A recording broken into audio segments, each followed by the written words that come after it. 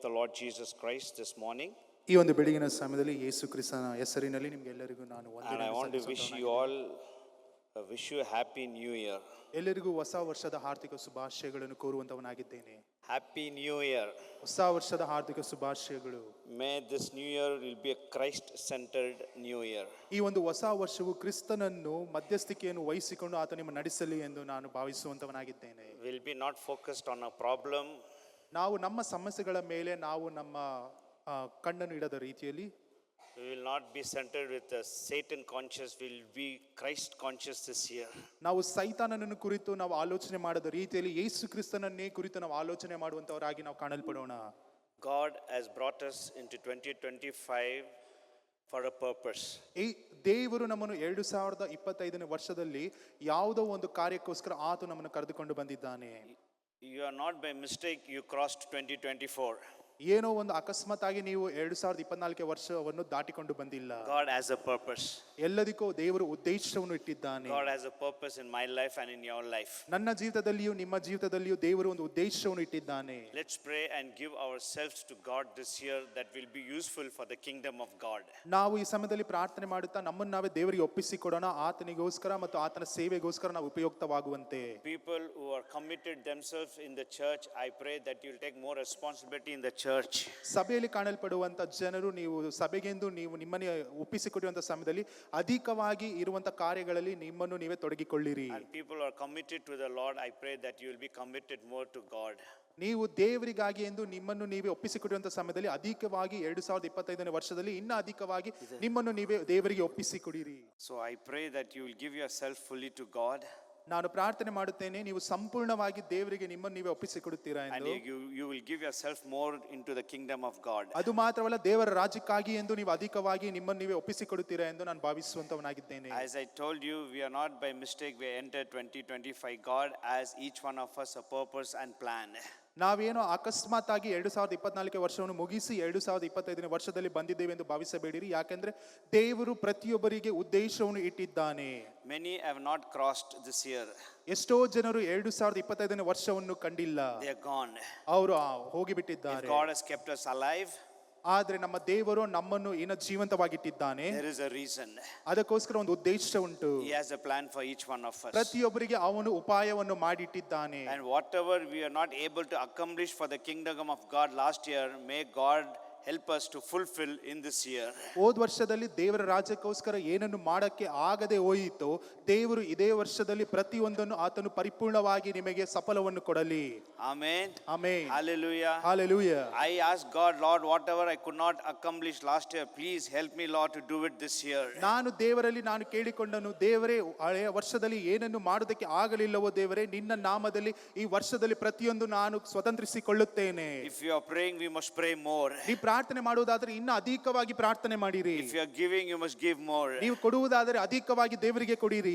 Whatever you are doing in the church, you must do more. ಸಭೆಯಲ್ಲಿ ನೀವು ಏನನ್ನು ಮಾಡುತ್ತಿದ್ದೀರೋ ಇನ್ನು ಅಧಿಕವಾಗಿ ಮಾಡುವುದಕ್ಕೆ ಪ್ರಾರಂಭಿಸಿರಿ. You are not doing it for any man, you are doing it for God. ನೀವು ಯಾವುದೋ ಒಂದು ಮನುಷ್ಯನಿಗಾಗಿ ಎಂದು ಮಾಡುತ್ತಿಲ್ಲ, ನೀವು ಮಾಡ್ತಿರುವುದು ದೇವಾದಿ ದೇವನಿಗೆ. Everything you do, you make it a point that you are doing it to God, not for your church, not for your pastor.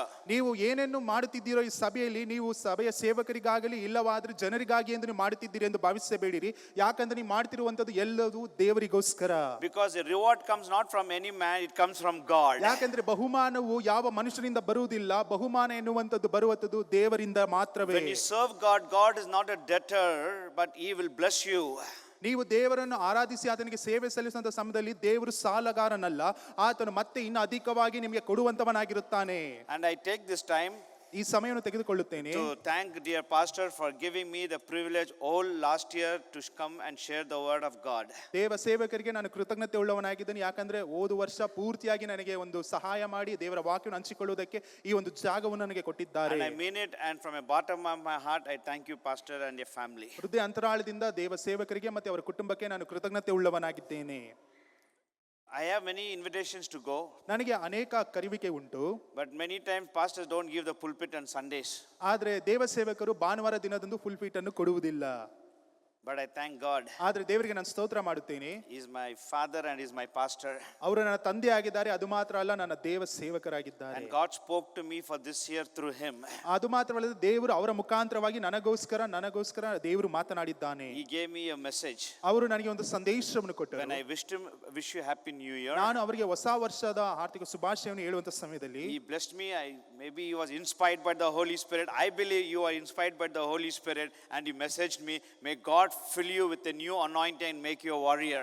ದೇವರು ಅವರ ಮುಖಾಂತರವಾಗಿ ಅವರು ದೇವರು ಪ್ರೇರೇಪಣೆ ಮಾಡಿರಬಹುದು, ಅವರ ಮುಖಾಂತರವಾಗಿ ದೇವರು ಆಶೀರ್ವಾದವನ್ನು ಮಾಡಿ, ಅದು ಮಾತ್ರವಲ್ಲ ಅವರು ಹೇಳಿದಂತ ಸಂದೇಶವು ನಿನ್ನನ್ನು ದೇವರು ಇನ್ನು ಅಧಿಕವಾಗಿ ಪರಿಪೂರ್ಣವಾಗಿ ಅಭಿಷೇಕಿಸಲಿ ಎಂಬ ವಚನವನ್ನು ನನಗೆ ಕೊಟ್ಟರು. And pastor, I don't take it lightly. I take it as God has spoken to me. ನಾನೇನೋ ಸಾಧಾರಣವಾಗಿ ಅದನ್ನು ತೆಗೆದುಕೊಳ್ಳುವುದಿಲ್ಲ ಪ್ರೀತಿಯುಳ್ಳ ಸೇವಕರೇ, ನನಗೆ ಗೊತ್ತು ದೇವರು ನಿಮ್ಮ ಮುಖಾಂತರ ನನಗೋಸ್ಕರ ಮಾತನಾಡಿದ್ದಾನೆ ಎಂದು. I love you, pastor. ನಾನು ನಿಮ್ಮನ್ನು ಪ್ರೀತಿಸುತ್ತೇನೆ ದೇವ ಸೇವಕರೇ.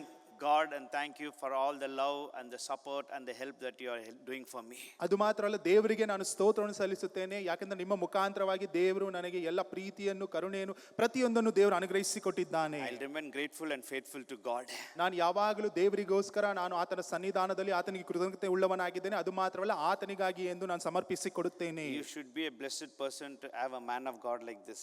ಈ ರೀತಿಯಾಗಿ ಒಂದು ದೇವ ಸೇವಕರನ್ನು ನಿಮ್ಮ ಸಭೆಯಲ್ಲಿ ಇದ್ದಾರೆ ಎಂದು ನೀವು ಇದರ ಮುಖಾಂತರವಾಗಿ ಆಶೀರ್ವಾದ ಹೊಂದಿದ್ದೀರಾ ಎಂದು ನೀವು ಭಾವಿಸಿಕೊಳ್ಳಿರಿ. I go to 10 places. ನಾನು 10 ಜಾಗಗಳಿಗೆ ಹೋಗುತ್ತೇನೆ. I know how the church and how the pastors operate. ನನಗೆ ಗೊತ್ತು ಚೆನ್ನಾಗಿ ಅಲ್ಲಿ ಯಾವ ರೀತಿಯಾಗಿ ದೇವ ಸೇವಕರು ಅಲ್ಲಿ ಕೆಲಸಗಳು ನಿಭಾಯಿಸುತ್ತಾರೆ ಎಂದು. I think that's one of the reason, because of his love and the care and the way he encourages, it makes me to come also again and again. ಅವರ ಪ್ರೀತಿ ಮತ್ತೆ ಅದು ಮಾತ್ರವಲ್ಲ, ಅವರು ನಮಗೆ ಸಹಾಯ ಮಾಡುವಂತ ರೀತಿ, ಅದರ ಮುಖಾಂತರವಾಗಿ ನನಗೆ ಮತ್ತೆ ಮತ್ತೆ ಈ ಒಂದು ಜಾಗಕ್ಕೆ ಹಿಂತಿರುಗಿ ಬರುವುದಕ್ಕೆ ನನಗೆ ಒಂದು ನಿಶ್ಚಯವಾಗಿ ನಾನು ಅಂದುಕೊಳ್ಳುತ್ತೇನೆ. As I told before, if it doesn't call me also, I will somehow call. If I don't know the way also, I'll come under the tunnel or catch something, cab something, and I'll come off here.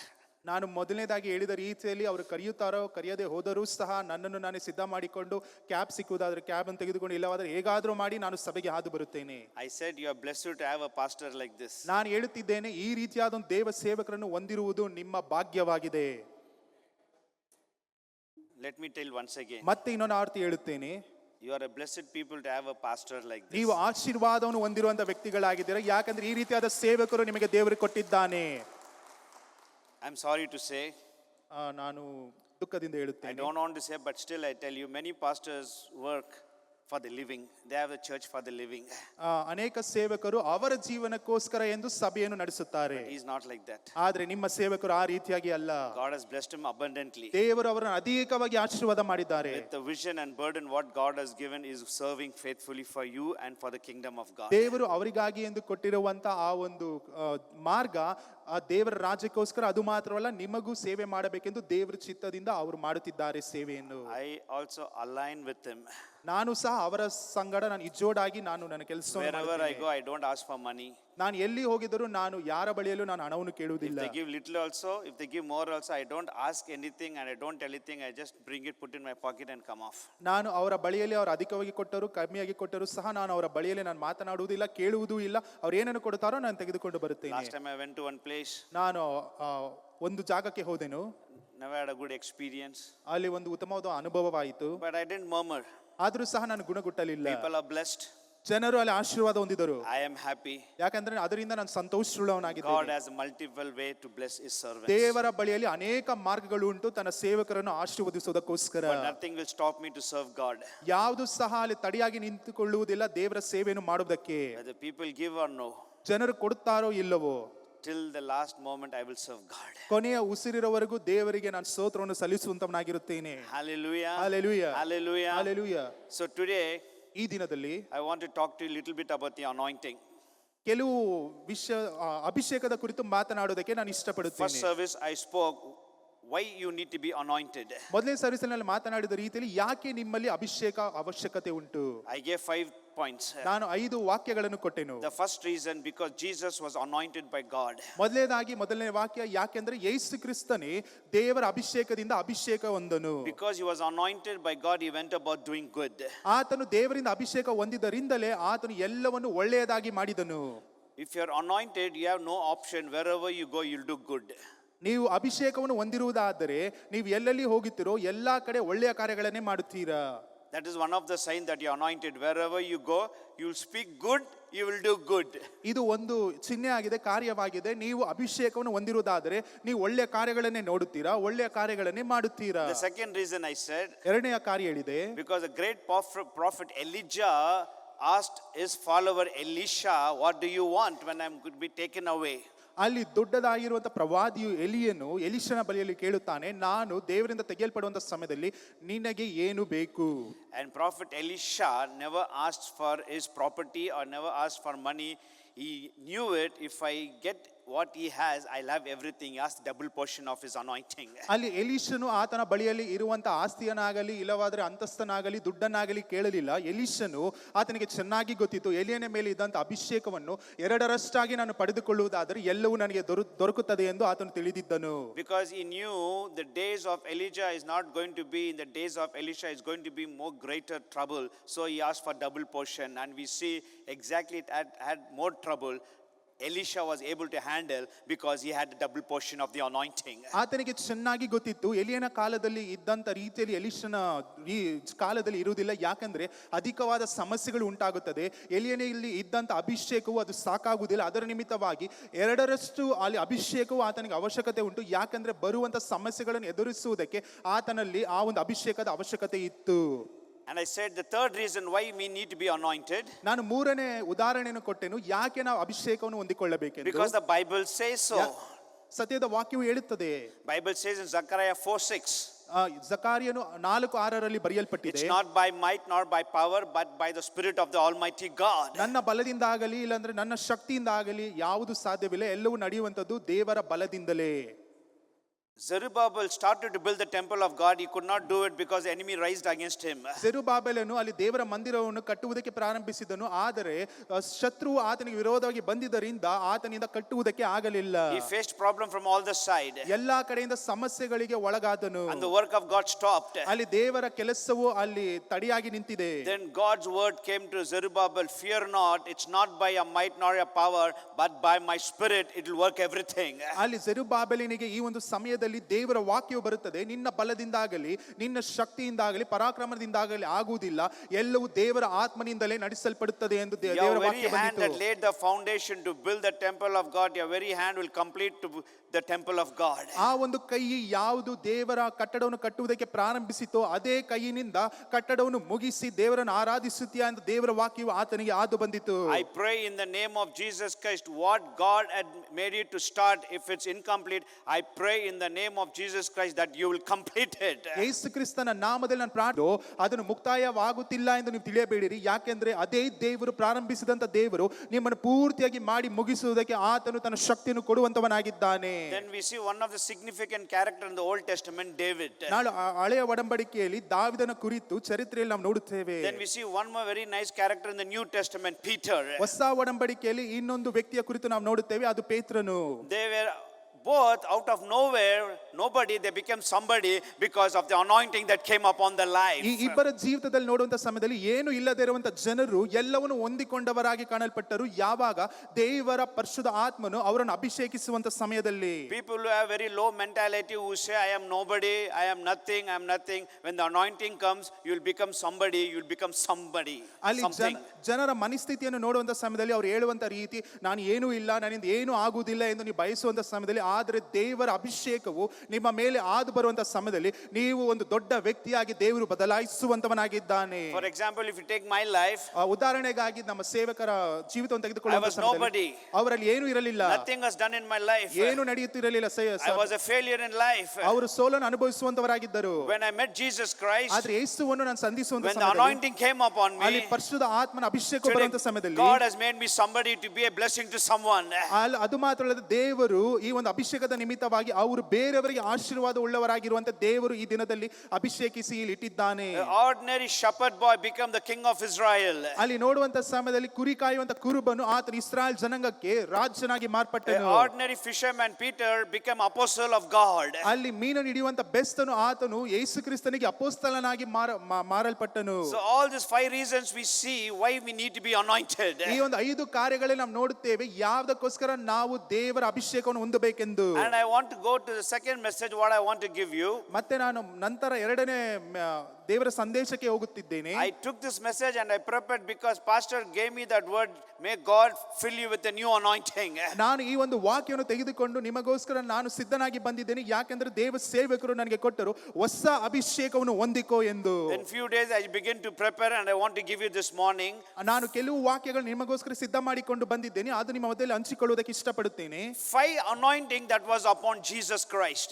5 ಅಭಿಷೇಕದ ಕಾರ್ಯಗಳು ಯೇಸು ಕ್ರಿಸ್ತನ ಮೇಲೆ ಕಂಡು ಬಂದಂತ ಕಾರ್ಯಗಳು. If you see the life of Jesus Christ, ನೀವು ಯೇಸು ಕ್ರಿಸ್ತನ ಜೀವಿತವನ್ನು ನೋಡುವಂತ ಸಮಯದಲ್ಲಿ from the womb till the tomb, from the tomb till the throne, it was all because of the anointing of the Holy Spirit. ತಾಯಿಯ ಗರ್ಭದಿಂದ ಆತನು ಹೋಗಿ ಆ ಮರಣವನ್ನು ಹೊಂದಿ ನಂತರ ಆ ಒಂದು ಕಾರ್ಯದಲ್ಲಿ ಇದ್ದು, ಅದು ಮಾತ್ರವಲ್ಲ ಆತನು ಎಬ್ಬಿಸಲ್ಪಟ್ಟದವರೆಗೂ ಆತನು ಎಲ್ಲವೂ ದೇವರ ಅಭಿಷೇಕದಿಂದ ತುಂಬಿದವನಾಗಿ So ಕಾಣಲ್ಪಟ್ಟನು. just want to give you the life, the anointing that played in the life of Jesus Christ. ಈ ಒಂದು ದಿನದಲ್ಲಿ ಯೇಸು ಕ್ರಿಸ್ತನ ಜೀವಿತದಲ್ಲಿ ಯಾವ ರೀತಿಯಾಗಿ ಒಂದು ಅಭಿಷೇಕವು ಕಾರ್ಯ ಮಾಡಿತೆ ಎಂದು ನಿಮ್ಮ ಮಧ್ಯದಲ್ಲಿ ಹಂಚಿಕೊಳ್ಳುವುದಕ್ಕೆ ನಾನು ಇಷ್ಟಪಡುತ್ತೇನೆ. The word anointing in Hebrew is to rub.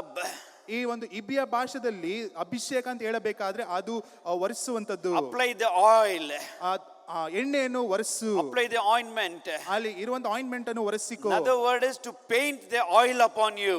ಅದು ಮಾತ್ರವಲ್ಲ, ಇನ್ನೊಂದು ವಾಕ್ಯದಲ್ಲಿ ಇನ್ನೊಂದು ನೋಡಬೇಕಾದ್ರೆ ಪೇಂಟ್ ಮಾಡುವ ರೀತಿಯಲ್ಲಿ ಎಣ್ಣೆಯನ್ನು ನಿನ್ನ ಮೇಲೆ ನಿನ್ನ ಪೇಂಟ್ ಮಾಡಿಕೋ. When God anoints you, something of God keeps rubbing upon you is anointing.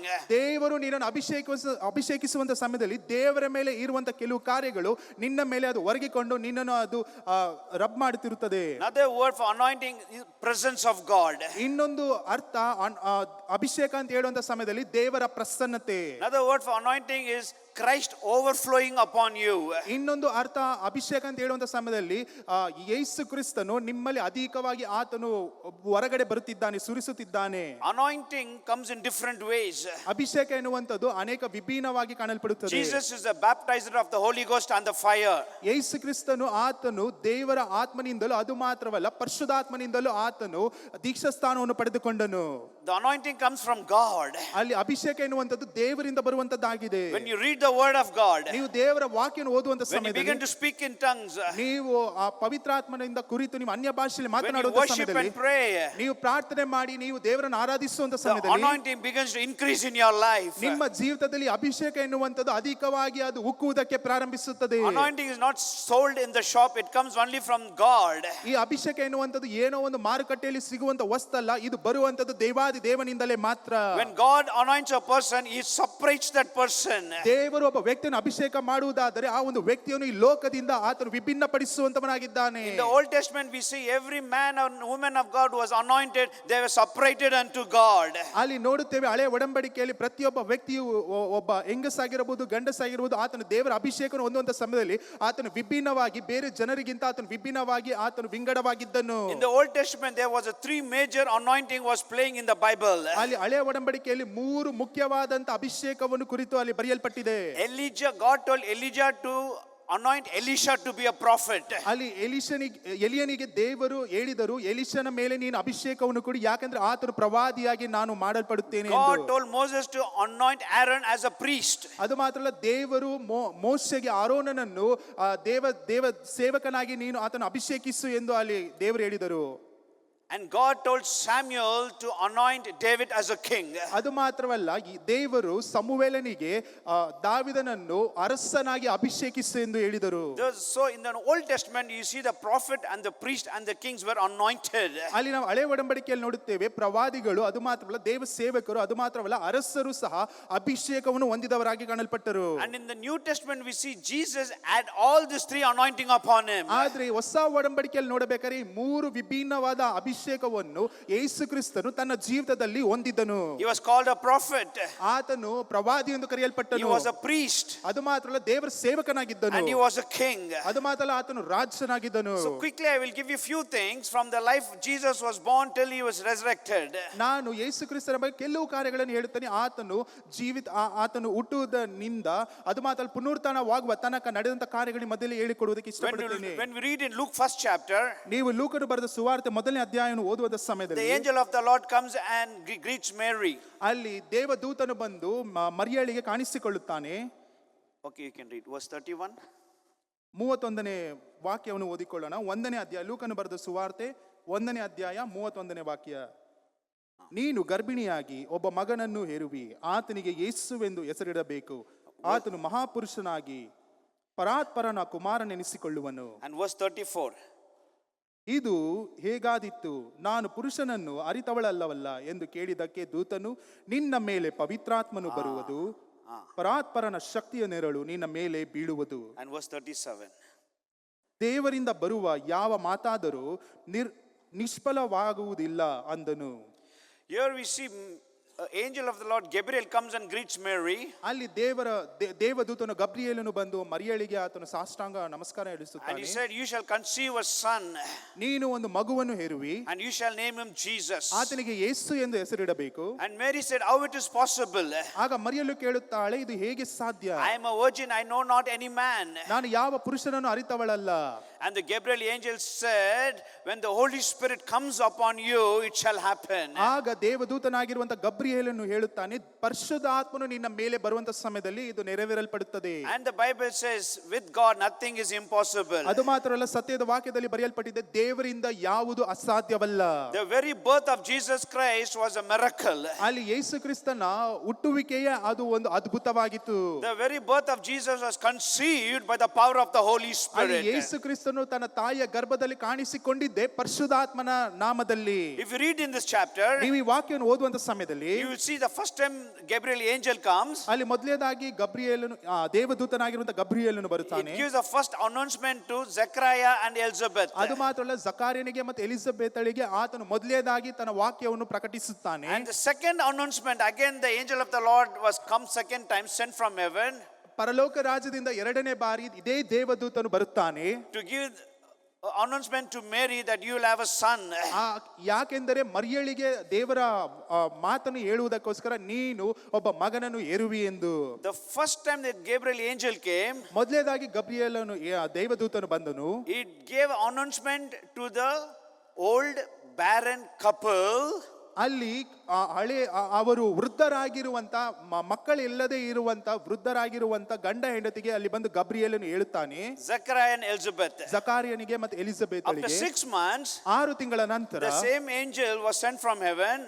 ಅದೇ ದೇವದೂತನು ಪರಲೋಕದಿಂದ ಕಳಿಸಲ್ಪಟ್ಟನು. The first message came to the old couple who were barren, but the second announcement came to the young virgin. ಮೊದಲೇದಾಗಿ ಬಂಜೆತನದಲ್ಲಿ ಇರುವಂತ ವೃದ್ಧರಾಗಿರುವಂತ ಆ ದಂಪತಿಗೆ ಮೊದಲೇದಾಗಿ ಸಂದೇಶವು ಬಂದಿತ್ತು. ಅದು ಮಾತ್ರವಲ್ಲದೆ ನಂತರ ಪುರುಷನನ್ನು ಅರಿಯದೇ ಇರುವಂತ ಈ ಒಂದು ಹೆಂಗಸಿಗೆ ದೇವರ ವಾಕ್ಯವು ಆದು ಬಂದಿತು. And the Bible says, ಅದಕ್ಕೋಸ್ಕರ ಸತ್ಯದ ವಾಕ್ಯ ಹೇಳುತ್ತದೆ, angel encouraged Mary saying that your cousin Elizabeth is carrying, she's pregnant 6 months. ಅದು ಮಾತ್ರವಲ್ಲ, ಅಲ್ಲಿ ದೇವದೂತನು ಮರಿಯಳಿಗೆ ಪ್ರೋತ್ಸಾಹಿಸುವುದನ್ನು ನಾವು ನೋಡುತ್ತೇವೆ.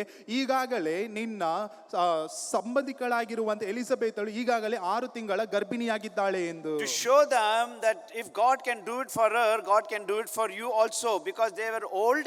Not only that, she was barren. In that old age, God did a miracle, so God can do it for you also.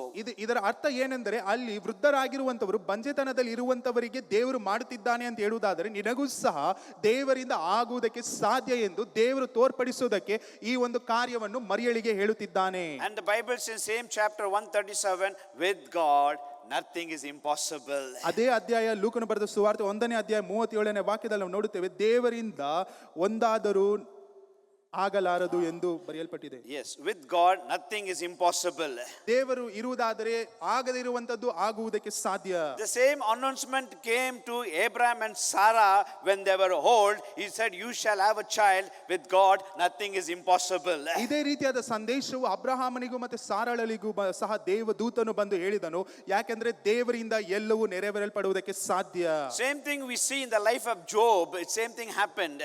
ನಾವು ಇದೇ ರೀತಿಯಾಗಿ ಯೋಬನ ಜೀವಿತದಲ್ಲಿ ನಾವು ನೋಡುತ್ತೇವೆ. He had 7 sons and 3 daughters. ಆತನ ಬಳಿಯಲ್ಲಿ 7 ಗಂಡು ಮಕ್ಕಳು ಮತ್ತೆ 3 ಹೆಣ್ಣು ಮಕ್ಕಳಿದ್ದರು. We know what happened. The story, the enemy came one day, all his children were washed away. ನಮಗೆಲ್ಲರಿಗೂ ಚೆನ್ನಾಗಿ ಗೊತ್ತಿರುವಂತ ಒಂದು ಕಥೆ ಆಗಿದೆ. ಅಲ್ಲಿ ಒಂದು ದಿನ ಕಾಲದಲ್ಲಿ ಅಲ್ಲಿ ಶತ್ರು ಬಂದು ಎಲ್ಲರನ್ನು ಸಂಹರಿಸಿದನು. When you read in Job 42, ನಾವು ಯೋಬನು ಬರೆದ ಸುವಾರ್ತೆ 42ನೇ Bible says ವಾಕ್ಯ God restored everything double to Job. ಅಲ್ಲಿ ಯೋಬನಿಗೆ ದೇವರು ಎರಡರಷ್ಟಾಗಿ ಕಳೆದುಕೊಂಡಂತ ಎಲ್ಲವನ್ನು ಎರಡರಷ್ಟಾಗಿ ದೇವರು ಅನುಗ್ರಹಿಸಿದನು. And Job was able to see his children and his children's fourth generation. ಅಲ್ಲಿ ಯೋಬನು ತನ್ನ ಮಕ್ಕಳು ಮಾತ್ರವಲ್ಲದೆ ಸರಿಸುಮಾರು 4 ತಲೆಮಾರಿವರೆಗೂ ಆತನು ತನ್ನ ಕಣ್ಣಿನಿಂದ ತನ್ನ ಮಕ್ಕಳು ಮೊಮ್ಮಕ್ಕಳನ್ನು ನೋಡಿದನು. The 10 children washed away by the enemy. 10 ಜನ ಮಕ್ಕಳು ಆ ಒಂದು ಶತ್ರುವಿನಿಂದ ಅವರು ತೊಳೆಯಲ್ಪಟ್ಟರು. But Bible says God restored everything double. ಆದ್ರೆ ಸತ್ಯದ ವಾಕ್ಯ ಹೇಳಲ್ಪಟ್ಟಿದ್ದ ದೇವರು ಎರಡರಷ್ಟಾಗಿ ಆತನಿಗೆ ಮತ್ತೆ ಹಿಂತಿರುಗಿ ಕೊಟ್ಟನು. Again the children were increased.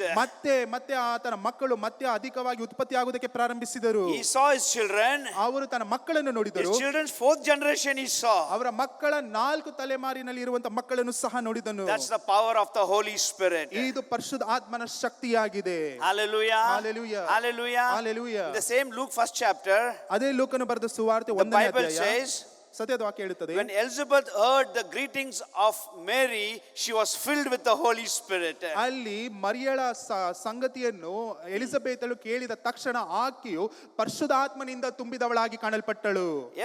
Mary went to visit Elizabeth. ಮರಿಯಳು ಎಲಿಜಬೆತಳನ್ನು ಸಂಧಿಸಬೇಕೆಂದು ಹೊರಟಳು. Because the angel of the Lord said, your cousin is 6 months pregnant. ಯಾಕಂದ್ರೆ ದೇವದೂತನು ಹೇಳಿದನು, ನಿಮ್ಮ ಸಹೋದರಿ, ನಿಮ್ಮ ಸಂಬಂಧಿಕದಲ್ಲಿರುವಂತಹ ಸಹೋದರಿಯು ಆಕೆಯು ಗರ್ಭಿಣಿಯಾಗಿದ್ದಾಳೆ, ಆಕೆಗೆ 6 ತಿಂಗಳು. When Elizabeth heard the greetings of Mary, Bible says she got filled with the Holy Spirit. ಈ ಒಂದು ವಾಕ್ಯವನ್ನೇ ಎಲಿಜಬೆತಳು ಕೇಳಿದ ತಕ್ಷಣವೇ ಸತ್ಯದ ವಾಕ್ಯದಲ್ಲಿ ಬರೆಯಲ್ಪಟ್ಟಿದೆ, ಆಕೆಯು ಪವಿತ್ರಾತ್ಮದಿಂದ ತುಂಬಿದವಳಾಗಿ ಕಾಣಲ್ಪಟ್ಟಳು ಎಂದು. Not only that, when you read in the first chapter of Luke, ಅದು ಮಾತ್ರವಲ್ಲದೆ ಲೂಕನು ಬರೆದ ಸುವಾರ್ತೆ 1ನೇ ಅಧ್ಯಾಯದಲ್ಲಿ the ಓದುವಂತ Bible ಸಮಯದಲ್ಲಿ says John the Baptist was leaped with joy. ಅದು ಮಾತ್ರವಲ್ಲ, ಸ್ನಾನಿಕನಾದ ಯೋಹಾನನು ಸಹ ಪರಿಶುದ್ಧ ಆತ್ಮನಿಂದ ಅವನು ಕುಡಿದವನಾಗಿ ಕಾಣಲ್ಪಟ್ಟನು. And he got filled in the Holy Spirit. ಆತನು ಪರಿಶುದ್ಧ ಆತ್ಮನಿಂದ ತುಂಬಿದವನಾಗಿ ಕಾಣಲ್ಪಟ್ಟನು. When John the Baptist heard the greeting that Jesus is going to be born, even in the womb, he was excited. He got filled in the Holy Spirit and he leaped with joy. ಅದು ಮಾತ್ರವಲ್ಲವೇ, ಸ್ನಾನಿಕನಾದ ಯೋಹಾನನು ತನ್ನ ತಾಯಿಯ ಗರ್ಭದಲ್ಲಿ ಇರುವಂತಹ ಸಮಯದಲ್ಲಿ ಯೇಸು ಕ್ರಿಸ್ತನು ಹುಟ್ಟುತ್ತಿದ್ದಾನೆ ಎಂಬ ಕೇಳಿದ ಸಂದೇಶದಿಂದ ತಾಯಿಯ ಗರ್ಭದಲ್ಲಿ ಆತನು ಆನಂದ ಪಡುವವನಾಗಿ ಕಾಣಲ್ಪಟ್ಟನು. How it could be possible? ಯಾವ ರೀತಿಯಾಗಿ ಇದು ಸಾಧ್ಯ? ಎಲಿಜಬೆತಳು, John the Baptist, ಸ್ನಾನಿಕನಾದ they ಯೋಹಾನನು, were filled with the Holy Spirit ಅವರು ಪರಿಶುದ್ಧಾತ್ಮನಿಂದ ತುಂಬಿದವರಾಗಿದ್ದರು. when they heard the sound and the greetings of Mary. ಅವರು ಮರಿಯಳ ಆ ಒಂದು ವಾಕ್ಯವನ್ನು, ಆಕೆ ಬರುತ್ತಿದ್ದಾಳೆ ಎಂಬ ಸಂದೇಶವನ್ನು ಕೇಳಿದ ಕೂಡಲೇ. Church, the significance, what I'm trying to tell you is, when you are filled with the Holy Spirit, when you speak to others, they will leap with joy and they also will be filled with the Holy Spirit. ಸಭೆಯ ನಾನು ಏನು ಹೇಳುವುದಕ್ಕೆ ಬರುತ್ತಿದ್ದೇನೆ ಅಂತ ಹೇಳುವ ಸಮಯ, ನೀವು ಪರಿಶುದ್ಧ ಆತ್ಮನಿಂದ ತುಂಬಿರುವಂತಹ ಸಮಯದಲ್ಲಿ ಇದನ್ನು ಕೇಳಿಸಿಕೊಳ್ಳುವಂತ ಜನರು ಅವರು ಪರಿಶುದ್ಧ ಆತ್ಮನಿಂದ ತುಂಬಿದವರಾಗಿ ಮಾತ್ರವಲ್ಲದೆ ಅವರು ನಿಮ್ಮ ಸಂಗಡ ಆನಂದ ಪಡುವವರಾಗಿ ಕಾಣಲ್ಪಡುತ್ತಾರೆ. When the greetings came, it was very strange to Mary. ಅಲ್ಲಿ ಆ ಒಂದು ಸಂದೇಶವು ಬರುವಂತ ಸಮಯದಲ್ಲಿ ಮರಿಯಳಿಗೆ ಅದು ಏನೋ ಒಂದು ವಿಭಿನ್ನವಾಗಿ ವಿಚಿತ್ರವಾಗಿ ಕಾಣಿಸಲ್ಪಟ್ಟಿತು. How it is possible? ಹೇಗೆ ಸಾಧ್ಯ? I'm still a young virgin. ನಾನು ಇನ್ನ ಮದುವೆ ಆಗಿಲ್ಲ. Angel tried to encourage her and boost some faith in Mary. ಅದು ಮಾತ್ರ ದೇವದೂತನು ಆಕೆಗೆ ಸಾಂತ್ವನವನ್ನು ಹೇಳುವುದು ಮಾತ್ರವಲ್ಲದೆ ಆಕೆಗೆ ಅಲ್ಲಿ ಪ್ರತಿಯೊಂದು ಕಾರ್ಯಗಳನ್ನು ಅಧಿಕವಾಗಿ ಹೇಳುವುದಕ್ಕೆ ಪ್ರಾರಂಭಿಸಿದನು. 3 things encouraged Mary and her faith was increased. ಅಲ್ಲಿ 3 ಕಾರ್ಯಗಳು ಮರಿಯಳ ಆ ಒಂದು ಅಭಿಷೇಕವನ್ನು, ಅದು ಮಾತ್ರವಲ್ಲ ಆಕೆ ನಂಬಿಕೆಯನ್ನು ಹೆಚ್ಚಿಸಿತು. For a faith to increase, 3 things. ನಂಬಿಕೆಯನ್ನು ಹೆಚ್ಚಿಸುವುದಕ್ಕೋಸ್ಕರ 3 ಕಾರ್ಯಗಳು. First thing is, ಮೊದಲನೇದಾಗಿ there was a plan. ಅಲ್ಲಿ ಒಂದು ಉಪಾಯವಿತ್ತು. There was a plan. ಅಲ್ಲಿ ಒಂದು ಉಪಾಯವಿತ್ತು. What was the plan? ಉಪಾಯ ಏನಿತ್ತು? When the Holy Spirit comes upon you, it will happen. ಅಲ್ಲಿ ಪರಿಶುದ್ಧಾತ್ಮನು ನಿನ್ನ ಮೇಲೆ ಬರುವಂತ ಸಮಯದಲ್ಲಿ ಇದು ನೆರವೇರಲ್ಪಡುತ್ತದೆ. That was the plan of God. ಅದು ದೇವರ ಉಪಾಯವಾಗಿತ್ತು. And the second thing, ಎರಡನೇದಾಗಿ there was a proof. ಅದಕ್ಕೆ ಬೇಕಾಗಿರುವಂತ ಪ್ರೂಫ್ ಇತ್ತು. The old couple, Elizabeth and Zachariah, they old and she was barren, and the angel of the Lord encouraged her. She's pregnant, 6 months old. ಅದು ಮಾತ್ರ ಎರಡನೇದಾಗಿ ಕಾಣಲ್ಪಡುವಂತ ಕಾರ್ಯ, ಅಲ್ಲಿ ವೃದ್ಧರಾಗಿರುವಂತವರು, ಬಂಜೆತನದಲ್ಲಿ ಇರುವಂತವರು, ಅಲ್ಲಿ ಅವರಿಗೆ ಒಂದು ಮಗು ಜನಿಸುತ್ತಿದೆ, ಅದೇ ಒಂದು ಚಿಹ್ನೆಯಾಗಿತ್ತು, ಗುರುತಾಗಿತ್ತು. Mary's faith started to increase. ಮರಿಯಳ ಆ ಒಂದು ನಂಬಿಕೆ ಹೆಚ್ಚಿಸುವುದಕ್ಕೆ ಪ್ರಾರಂಭಿಸಿತು. First thing, there was a plan. ಮೊದಲನೇದಾಗಿ ಅಲ್ಲಿ ಒಂದು ಉಪಾಯವಿತ್ತು. Angel said everything. ದೇವದೂತನು ಎಲ್ಲವನ್ನೂ ಹೇಳಿದನು. Mary said, how it will happen? ಆಕೆಯು ಕೇಳುತ್ತಾಳೆ, ಹೇಗಿದು ನಡೆಯುತ್ತದೆ? There is a God's plan.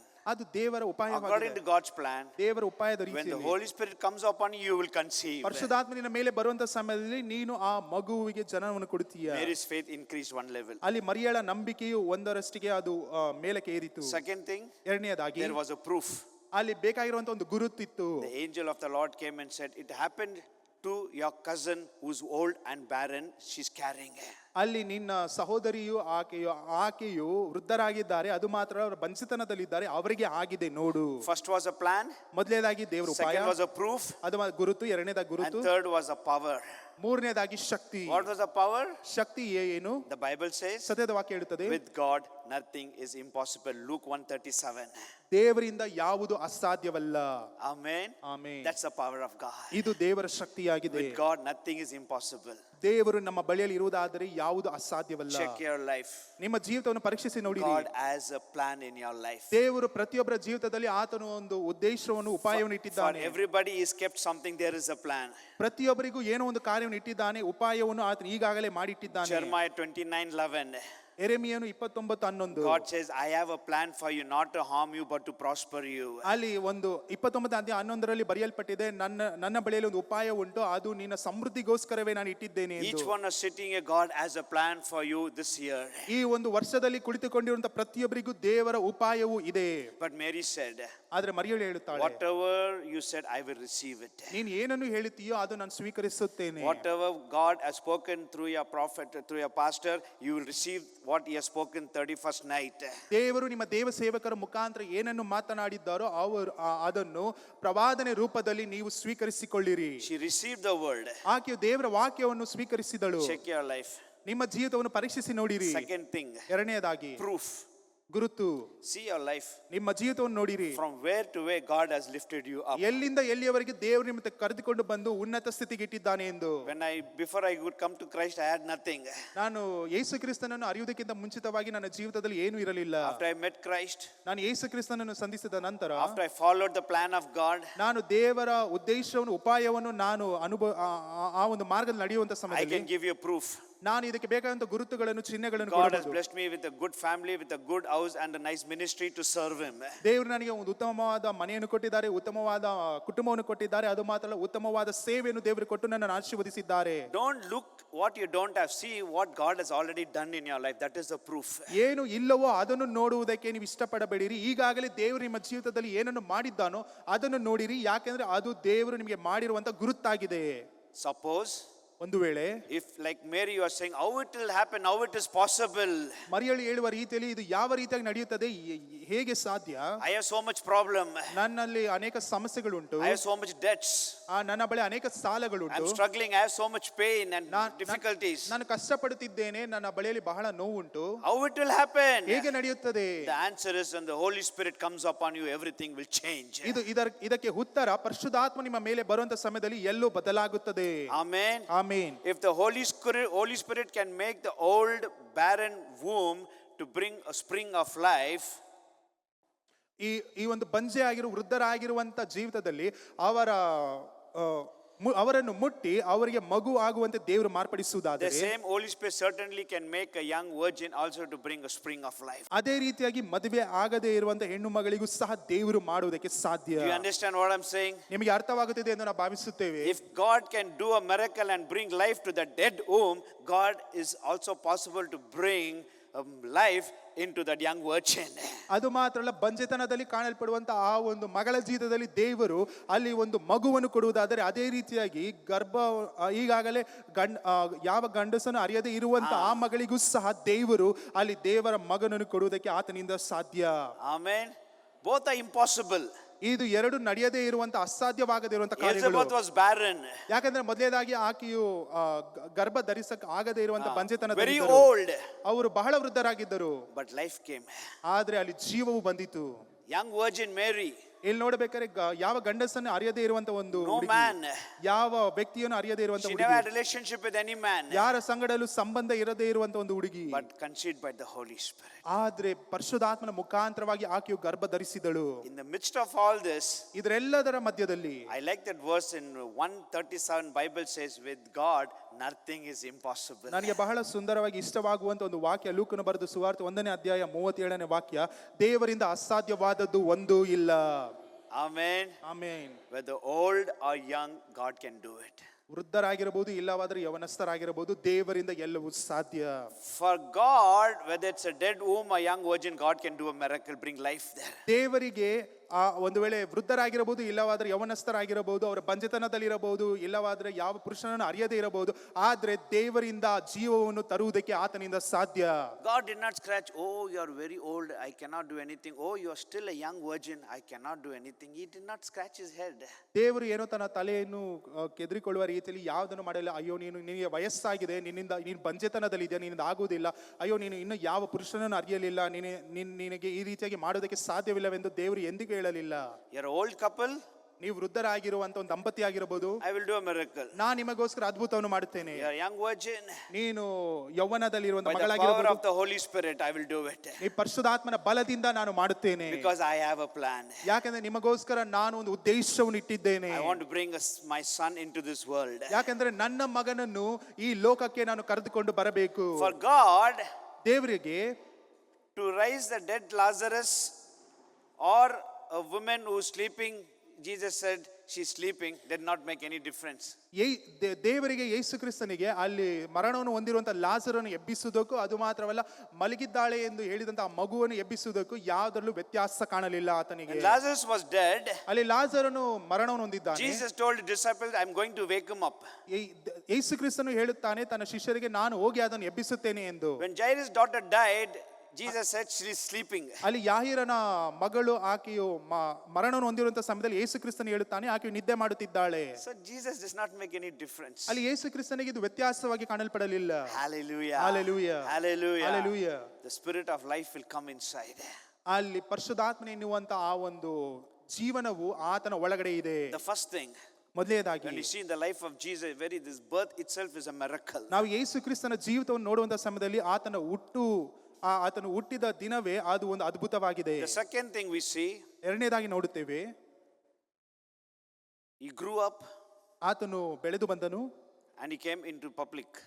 ಆತನು ಜನರ ಮಧ್ಯಕ್ಕೆ ಬಂದನು. When you read in Luke the 3rd chapter, ಲೂಕನು ಬರೆದ ಸುವಾರ್ತೆ 3ನೇ ಅಧ್ಯಾಯವನ್ನು ಓದುವಂತ in ಸಮಯದಲ್ಲಿ 21 and 22, 21, 22 ಓದುವಂತ we know the ಸಮಯದಲ್ಲಿ story. ನಮಗೆಲ್ಲರಿಗೂ ಗೊತ್ತಿರುವಂತ ಒಂದು First time ಕಾರ್ಯ. Jesus comes outside and he comes to John the Baptist to take baptism. ಅಲ್ಲಿ ಯೇಸು ಕ್ರಿಸ್ತನು ಜನರ ಮಧ್ಯದಲ್ಲಿ ಬರುತ್ತಾನೆ, ಅದು ಮಾತ್ರವಲ್ಲ ಸ್ನಾನಿಕನಾದ ಯೋಹಾನನ ಬಳಿಗೆ ಬರುತ್ತಾನೆ, ಯಾಕಂದ್ರೆ ದೀಕ್ಷಾ ಸ್ಥಾನವನ್ನು ಪಡೆದುಕೊಳ್ಳುವುದಕ್ಕೋಸ್ಕರ. As he took baptism, ಆತನು ದೀಕ್ಷಾ ಸ್ಥಾನವನ್ನು ಪಡೆದುಕೊಂಡ ನಂತರ the Bible says he prayed. ಸತ್ಯದ ವಾಕ್ಯವು ಹೇಳುತ್ತದೆ ಆತನು ಪ್ರಾರ್ಥಿಸಿದನು, Heavens were opened. ಅಲ್ಲಿ ಪರಲೋಕ ರಾಜ್ಯವು ತೆರೆಯಲ್ಪಟ್ಟಿತು. Holy Spirit came like a form of a dove upon him. ಆ ಒಂದು ಪರಿಶುದ್ಧ ಆತ್ಮನು ಪಾರಿವಾಳ ರೂಪದಲ್ಲಿ ಆತನ ಶರೀರ ಮೇಲೆ ಬಂದಿತು. And he heard a voice for Father, this is my beloved son whom I am well pleased. ಆತನು ತಂದೆಯಾದ ದೇವರ ವಾಣಿಯನ್ನು ಕೇಳಿದನು. ಆತನು ಹೇಳುತ್ತಾನೆ, ಈತ ನನ್ನ ಮಗನು, ಪ್ರಿಯನಾಗಿರುವಂತ ಮಗನು, ಈತನನ್ನು ನಾನು ಮೆಚ್ಚಿದ್ದೇನೆ. After the birth of Jesus, 30 years, Jesus waited 30 years for this divine visitor, the Holy Spirit, to come upon him. ಯೇಸು ಕ್ರಿಸ್ತನು ಆತನು ಜನನನ್ನು ಹೊಂದಿದ ನಂತರ 30 ವರ್ಷಗಳವರೆಗೂ ಆತನು ಈ ಒಂದು ಆಕಾಶವಾಣಿ ಬರುವುದಕ್ಕೋಸ್ಕರ ಆತನು ಕಾಯುತ್ತಿದ್ದನು. 30 years he never did anything. 30 ವರ್ಷಗಳ ಕಾಲ ಆತನು ಏನನ್ನು ಮಾಡಲಿಲ್ಲ. He was silent. ಆತನು ಸುಮ್ಮನಿದ್ದನು. He waited 30 years. ಆತನು 30 ವರ್ಷಗಳ ಕಾಲ ಆತನು ಕಾದುಕೊಂಡಿದ್ದನು. For the divine visitor, the Holy Spirit, to come upon him. ಯಾಕಂದ್ರೆ ಆ ಒಂದು ಪರಲೋಕದಿಂದ ಆ ಒಂದು ಪರಿಶುದ್ಧ ಆತ್ಮನು ಆತನ ಮೇಲೆ ಬರುವುದಕ್ಕೋಸ್ಕರ. When he took baptism, ಆತನು ದೀಕ್ಷಾ ಸ್ಥಾನವನ್ನು ಪಡೆದ the Holy Spirit came upon him. ಅಲ್ಲಿ ಪರಿಶುದ್ಧ ಆತ್ಮನು ಆತನ ಮೇಲೆ ಬಂದನು. He was 30 years old that ಆತನು time. 30 ವರ್ಷವಾಗಿದ್ದನು. Joseph, ಯೋಸೇಫನು, he was 30 years old when he sat next to Pharaoh on the seat. ಆತನು ಆ ಒಂದು ಫರೋಹನ ಸಂಗಡ ಆತನ ಬದಲಿಗೆ ಬಲಕ್ಕೆ ಕುಳಿತುಕೊಳ್ಳುವುದಕ್ಕೆ ಆತನ ವಯಸ್ಸು 30 ವರ್ಷವಾಯಿತು. Nobody was there like Joseph in Egypt next to Pharaoh at the age of 30. ಅಲ್ಲಿ 30 ವರ್ಷದಲ್ಲಿ ಪ್ರಾಯದಲ್ಲಿ ಇರುವಂತ ಯೋಸೇಫನ ರೀತಿಯಲ್ಲಿ ಫರೋಹನಿಗೆ ಸರಿ ಸಮಾನನಾಗಿ ಆ ಒಂದು ಐಗುಪ್ತ ದೇಶದಲ್ಲಿ ಯಾರೂ ಇರಲಿಲ್ಲ. He also sat next to Pharaoh. ಆತನು ಸಹ ಫರೋಹನ ಸಂಗಡಲೇ ಆತನ ಪಕ್ಕದಲ್ಲಿ ಕುಳಿತುಕೊಂಡನು. David was 30 years old when he sat on the throne. ದಾವಿದನು ಸಹ ಆತನು 30 ವರ್ಷ ಉಳ್ಳವನಾಗಿದ್ದನು. ಆತನು ಆ ಸಿಂಹಾಸನದ ಮೇಲೆ ಕುಳಿತುಕೊಳ್ಳುವಂತ ಸಮಯದಲ್ಲಿ The Bible says ಸದ್ಯದ ವಾಕ್ಯ ಹೇಳುತ್ತದೆ, in Numbers 4:3, ಅಲ್ಲಿ Numbers 4:3, Aranya Kanda 4:3 the Levites and the Jews, they have to become 30 years to work in the temple of God. ಅಲ್ಲಿ ನೋಡಬೇಕಾದ್ರೆ ಯಾಜಕರು ಮತ್ತು ಸದ್ದುಕಾಯರು ಆ ಒಂದು ದೇವರ ಮಂದಿರದಲ್ಲಿ ಅವರು ಕೆಲಸ ಮಾಡಬೇಕಾದ್ರೆ ಅವರ ವಯಸ್ಸು 30 ಆಗಿರಬೇಕು. 30 years over. 30 ವರ್ಷವಾಗಿರಬೇಕು. Jesus came. ಯೇಸು ಕ್ರಿಸ್ತನು He ಬಂದನು. took baptism. ಆತನು ದೀಕ್ಷಾಸ್ನಾನ ತೆಗೆದುಕೊಂಡನು. Holy Spirit came upon him ಪರಿಶುದ್ಧ ಆತ್ಮನು ಆತನ ಮೇಲೆ ಬಂದನು. in the form of a dove. ಅಲ್ಲಿ ಒಂದು ಪಾರಿವಾಳ ರೂಪದಲ್ಲಿ ಬಂದನು. The first mention of the dove is in the Bible of book of Genesis chapter 8. ಅಲ್ಲಿ ಮೊದಲನೇದಾಗಿ ಈ ಒಂದು ಪಾರಿವಾಳಕ್ಕೆ ಇರುವಂತ ಸರಿ ಸಮಾನನಾಗಿರುವಂತ ಚಿಹ್ನೆಯು ಆದಿಕಾಂಡ 8ನೇ ಅಧ್ಯಾಯ 1ನೇ ವಾಕ್ಯದಲ್ಲಿದೆ. We know the story about Noah. ನಮ್ಗೆಲ್ಲರಿಗೂ ನೋಹನ ಬಗ್ಗೆ ಗೊತ್ತು. He opened the window of the ark and he left the dove. ಆ ಒಂದು ದೋಣಿಯಲ್ಲಿ ಇರುವಂತ ಆ ಒಂದು ಬಾಗಿಲನ್ನು ತೆರೆದು ಅಲ್ಲಿ ಇರುವಂತ ಒಂದು ಪಾರಿವಾಳವನ್ನು ಆರಿಬಿಟ್ಟನು. It went everywhere ಅದು ಎಲ್ಲ ಕಡೆ ಹೋಯಿತು. and it came back ಅದ ನಂತರ ಬಂದಿತು. because it never had a place to rest. ಯಾಕಂದ್ರೆ ಅದು ಎಲ್ಲೂ ಜಾಗ ಸಿಗಲಿಲ್ಲ ಅದು ಕುಳಿತು ವಿಶ್ರಾಂತಿಸಿಕೊಳ್ಳುವುದಕ್ಕೆ. Then Noah waited for some more time. ಮತ್ತೆ ನೋಹನು ಕೆಲವು ಸಮಯಗಳ ಕಾಲ ಆತನು ಕಾದನು. After some days, ಕೆಲವು ದಿನಗಳಾದ ನಂತರ again he opened the windows ಮತ್ತೆ ಹಿಂತಿರುಗಿ ಕಿಟಿಕಿಯನ್ನು ತೆಗೆದು and he released the dove. ಮತ್ತೆ ಹಿಂತಿರುಗಿ ಆ ಒಂದು ಪಾರಿವಾಳವನ್ನು ಆರಿಬಿಟ್ಟನು. And he waited. ಮತ್ತೆ ಕಾದುಕೊಂಡನು. This time the dove did not come ಈ ಒಂದು ಸಮಯದಲ್ಲಿ ಆ ಪಾರಿವಾಳ ಹಿಂತಿರುಗಿ ಬರಲಿಲ್ಲ. because the dove found a place to rest. ಯಾಕಂದ್ರೆ ಆ ಪಾರಿವಾಳಕ್ಕೆ ಬೇಕಾಗಿರುವಂತ ಜಾಗವು ಅಲ್ಲಿ ಸಿಕ್ಕಿತು. God the Father waited ತಂದೆಯಾದ ದೇವರು ಸಹ ಕಾದುಕೊಂಡನು and waited ಆತನು ಕಾಯುತ್ತಿದ್ದಾನೆ to send his Holy Spirit. ಆತ ತನ್ನ ಪರಿಶುದ್ಧ ಆತ್ಮವನ್ನು He ಕಳಿಸಿಕೊಳ್ಳುವುದಕ್ಕೋಸ್ಕರ waited for thousands of years. ಆತನು 1000 ವರ್ಷಗಳ ಗಟ್ಟಿಲೆ ಆತನು ಕಾದುಕೊಂಡಿದ್ದನು. In the Old Testament, ಹಳೆಯ ಒಡಂಬಡಿಕೆಯಲ್ಲಿ Holy Spirit will come and go. ಪರಿಶುದ್ಧಾತ್ಮನು ಬರುತ್ತಾನೆ ಮತ್ತೆ ಹಿಂತಿರುಗಿ ಹೋಗಿ ಬಿಡುತ್ತಾನೆ. It will come upon David and it will go. ಅದು ದಾವಿದ ಮೇಲೆ ಬರುತ್ತಾನೆ ಮತ್ತೆ ಹಿಂತಿರುಗಿ ಹೋಗಿ ಬಿಡುತ್ತಾನೆ. It will come upon Samson and it will go. ಅಲ್ಲಿ ಸಂಸೋನನ ಮೇಲೆ ಬರುತ್ತಾನೆ ಮತ್ತೆ ಹಿಂತಿರುಗಿ ಹೋಗಿ ಬಿಡುತ್ತಾನೆ. And it never rested upon anybody. ಎಂದಿಗೂ ಯಾರ ಮೇಲೂ ವಿಶ್ರಾಂತಿಸಿಕೊಳ್ಳಲಿಲ್ಲ. God waited for so long. ದೇವರು ಈ ಒಂದು ಸಮಯಕ್ಕೋಸ್ಕರ ಆತನು ಕಾಯುತ್ತಲೇ ಇದ್ದನು. One day, ಒಂದು ದಿನ God the Father ಆ ತಂದೆಯಾದ ದೇವರು found a person. ಒಬ್ಬ ವ್ಯಕ್ತಿಯನ್ನು ಕಂಡನು. As Noah opened the window, God opened the windows of heaven and he sent the Holy Spirit in the form of a dove and he found a person. The dove found a person, Jesus Christ, rested upon him. ನೋಹನ ರೀತಿಯಲ್ಲಿ ಯಾವ ರೀತಿ ಬಾಗಿಲನ್ನು ತೆರೆದು ಆ ಒಂದು ಪಾರಿವಾಳವನ್ನು ಆರಿಸಿ ಬಿಟ್ಟನು ಅದೇ ರೀತಿಯಾಗಿ ತಂದೆಯಾದ ದೇವರು ಸಹ ತನ್ನ ಪರಿಶುದ್ಧಾತ್ಮವನ್ನು ಒಂದು ಪಾರಿವಾಳದ ರೀತಿಯಲ್ಲಿ ಒಬ್ಬ ಮನುಷ್ಯನ ಮೇಲೆ ದೇವರು ಕಳಿಸಿಕೊಟ್ಟನು. Holy Spirit found a person. ಅಲ್ಲಿ ಪರಿಶುದ್ಧಾತ್ಮನು ಒಬ್ಬ ವ್ಯಕ್ತಿಯನ್ನು ಗುರುತಾಗಿ ಇಟ್ಟುಕೊಂಡನು. Rested upon Jesus Christ. ಅದು ಯೇಸು ಕ್ರಿಸ್ತನ ಮೇಲೆ ಬಂದು ಆತನು ಕುಳಿತುಕೊಂಡನು. By the blood of Jesus Christ. ಯೇಸು ಕ್ರಿಸ್ತನ ಆ ಒಂದು ರಕ್ತದಿಂದ Today in the New Testament, ಈ ಒಂದು ಹೊಸ ಒಡಂಬಡಿಕೆಯಲ್ಲಿ Holy Spirit does not come to visit us, it comes to dwell inside us forever. ಪರಿಶುದ್ಧಾತ್ಮನು ಹೇಗೋ ಬಂದು ಅದೇ ರೀತಿಯಾಗಿ ಹೋಗಿ ಬಿಡೋದಕ್ಕಾಗಿ ಬರುವುದಿಲ್ಲ. ಆತನು ನಮ್ಮ ಸಂಗಡ ಜೀವಿಸೋದಕ್ಕೋಸ್ಕರ ಆತನು ಬರುವಂತವನಾಗಿದ್ದಾನೆ. Once the Holy Spirit comes upon you, ಆ ಪರಿಶುದ್ಧಾತ್ಮ ನಿಮ್ಮ ಮೇಲೆ ಬರುವಂತ when you ಸಮಯದಲ್ಲಿ receive Jesus Christ, ನೀವು ಯೇಸು ಕ್ರಿಸ್ತನನ್ನು ಸ್ವೀಕರಿಸುವಂತ you ಸಮಯದಲ್ಲಿ receive the Holy Spirit. ನೀವು ಪರಿಶುದ್ಧಾತ್ಮನನ್ನು ಸಹ ನೀವು ಸ್ವೀಕರಿಸುತ್ತೀರಾ. That is one side. ಇದು ಒಂದು ಭಾಗವಾಗಿದೆ. But you must be filled with the Holy Spirit. ನೀವು ಪರಿಶುದ್ಧಾತ್ಮನಿಂದ ತುಂಬಿದವರಾಗಿರಬೇಕು. That is the anointing of the Holy Spirit. ಇದು ಪರಿಶುದ್ಧಾತ್ಮನ ಅಭಿಷೇಕವಾಗಿದೆ. Many when they receive salvation they are happy. ನೀವು ರಕ್ಷಣೆಯನ್ನು ಹೊಂದಿಕೊಳ್ಳುವಂತ ಸಮಯದಲ್ಲಿ ನೀವು ಸಂತೋಷವಾಗಿದ್ದೀರಾ. But you must be filled with the Holy Spirit. ಅದು ಮಾತ್ರವಲ್ಲದೆ ಪರಿಶುದ್ಧ ಆತ್ಮನಿಂದ ನೀವು ಅಭಿಷೇಕ ಹೊಂದಿರಬೇಕು. When you receive the Holy Spirit, ನೀವು ಪರಿಶುದ್ಧ ಆತ್ಮವನ್ನು ಸ್ವೀಕರಿಸುವಂತ when you are ಸಮಯದಲ್ಲಿ full of the Holy Spirit, ನೀವು ಪರಿಶುದ್ಧಾತ್ಮನಿಂದ ತುಂಬಿದವರಾಗಿರುವಾಗ it always stays inside you in the new covenant. ಈ ಒಂದು ಹೊಸ ಒಡಂಬಡಿಕೆಯ ಮುಖಾಂತರವಾಗಿ ಅದು ಯಾವಾಗಲೂ ನಿಮ್ಮ ಒಳಗಡೆ ಆತನು ಜೀವಿಸುವಂತವನಾಗಿದ್ದಾನೆ. When we sin, ನೀವು ಅಲ್ಲಿ ಪಾಪವನ್ನು ಮಾಡುವಂತ when we ಸಮಯದಲ್ಲಿ do against God, ನೀವು ದೇವರಿಗೆ ವಿರೋಧವಾಗಿ ಹೋಗುವಂತ what ಸಮಯದಲ್ಲಿ happens? ಏನಾಗುತ್ತದೆ? The Holy Spirit is grieved. ಅಲ್ಲಿ ಪರಿಶುದ್ಧಾತ್ಮನು ಆತನು ನೋವಿಗೆ ಒಳಗಾಗುತ್ತಾನೆ. It's not active, it's inside in one corner quietly grieved and grieved and grieved. One day as you continue in sin, one day it will leave us. ನೀವು ಆತನಿಗೆ ನೋವನ್ನು ಕೊಡುತ್ತಾ ಆತನು ನಿಮ್ಮ ಶರೀರದಲ್ಲಿ ಎಲ್ಲೋ ಒಂದು ಭಾಗದಲ್ಲಿ ಕುಳಿತುಕೊಂಡಿರುತ್ತಾನೆ. ಆದರೆ ನೀವು ಪಾಪವನ್ನು ಮಾಡುತ್ತಲೇ ಇದ್ದರೆ ಆತನು ಒಂದು ದಿನ ನಿಮ್ಮನ್ನು ಬಿಟ್ಟು ಹೋಗಿ ಬಿಡುತ್ತಾನೆ.